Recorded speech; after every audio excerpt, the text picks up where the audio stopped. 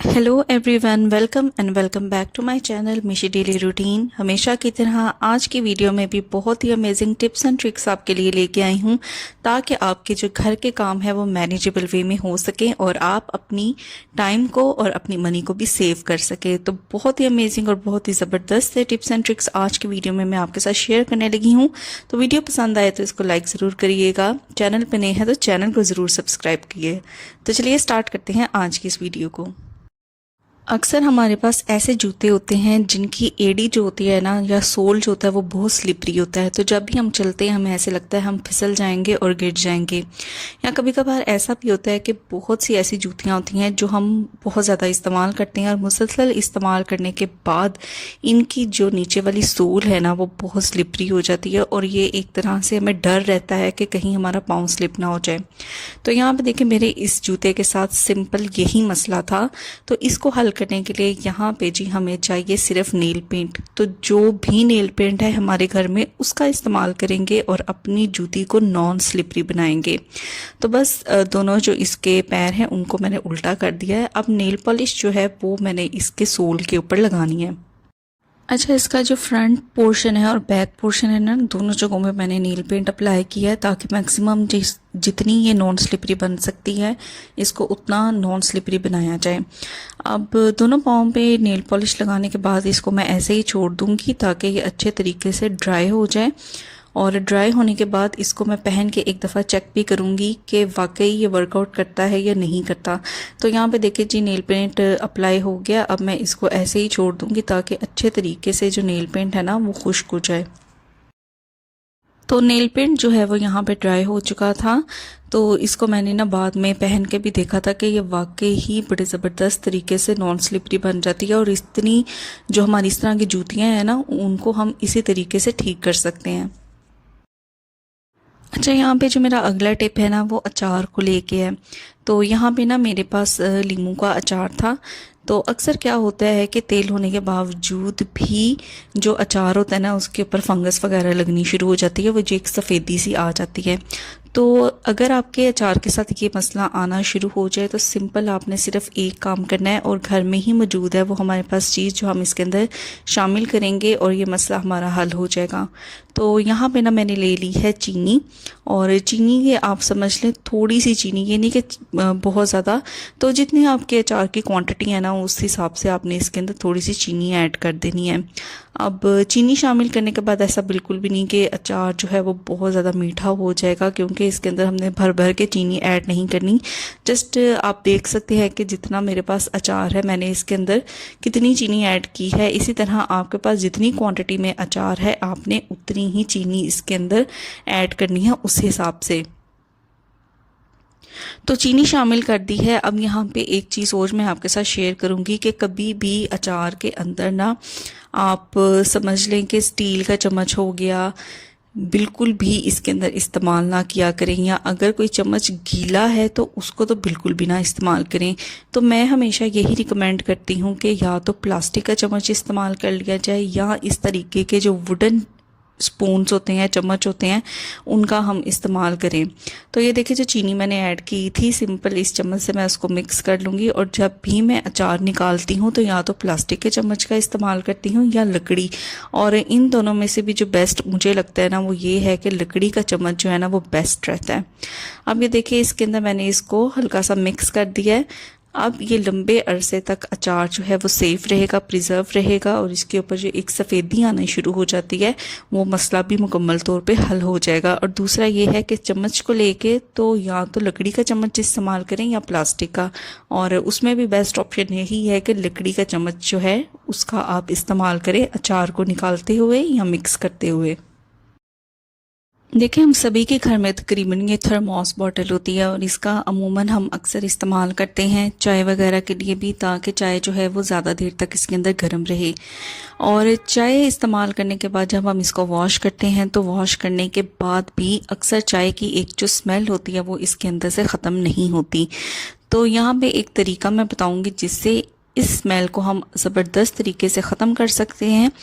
तो यहाँ पे जी मैंने ले लिया है तेज़ पत्ता, या जिसे बे लीफ भी कहते हैं। तो एक बड़े साइज़ का यहाँ पे मैंने तेज़ पत्ता ले लिया है।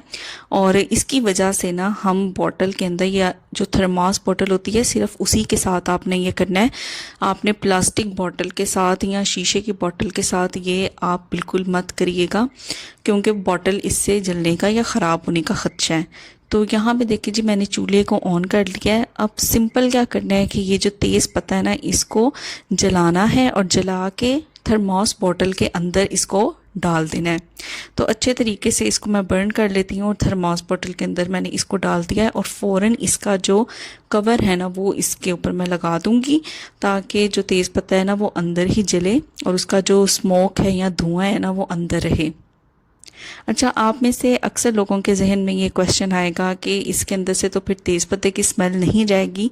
तो जब आप इसे तेज़ पत्ते को जलाने के बाद इसको वॉश करेंगे ना, तो आसानी से इसकी जो स्मेल है ना वो ख़त्म हो जाती है, बनिस्बत ये कि इसके अंदर कोई हम चाय वगैरह या दूध वगैरह डालें, उसकी स्मेल जो है वो इतनी आसानी से नहीं जाती। तेज़ पत्ता, इसका जो धुआं है वो अच्छे तरीके से स्मेल को ख़त्म भी कर देगा। और जब आप बॉटल को दोबारा साबुन लगा के वॉश करेंगे तो तेज़ पत्ते की स्मेल या धुएं की स्मेल इसके अंदर बिल्कुल भी बाकी नहीं रहेगी। तो ये बहुत ही ना ज़बरदस्त और मेरा आजमाया हुआ टोटका है। इसको आपने ज़रूर एक दफ़ा ट्राई करके देखना है और मुझे कमेंट सेक्शन में ज़रूर बताना है कि आपके लिए ये काम किया है या नहीं किया।